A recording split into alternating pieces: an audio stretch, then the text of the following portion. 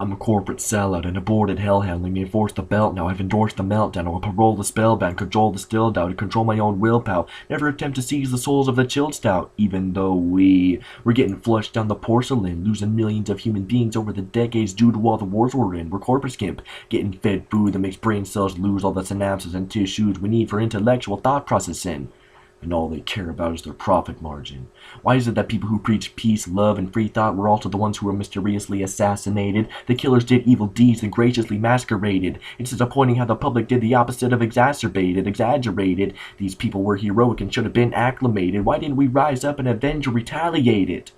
JFK and his brother Bobby, John Lennon and Mahatma Gandhi, all the way to MLK and Bob Marley, Malcolm X and Marcus Garvey. The list goes all the way to Tupac Shakur. Biggie Smalls was another great man who got shot down to the floor. Even Michael Jackson was internally pure. And whenever I say that, people always ask me, "Are you sure?"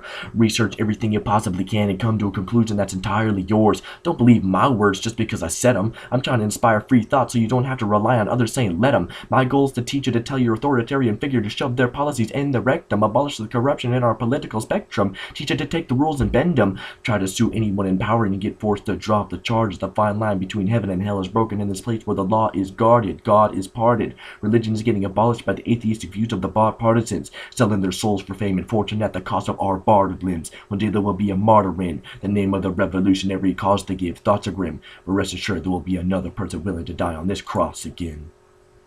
What happens when all else fails and there's nothing left to do? No options remain and there's no one to turn to. What happens when all else fails? Will we eventually prevail? Or will we easily give up our freedom thinking that the ship set sail? What happens when all else fails and there's nothing left to do? No options remain and there's no one to turn to. What happens when all else fails? Will we eventually prevail? Or will we lazily give up our freedom thinking that the ship set sail?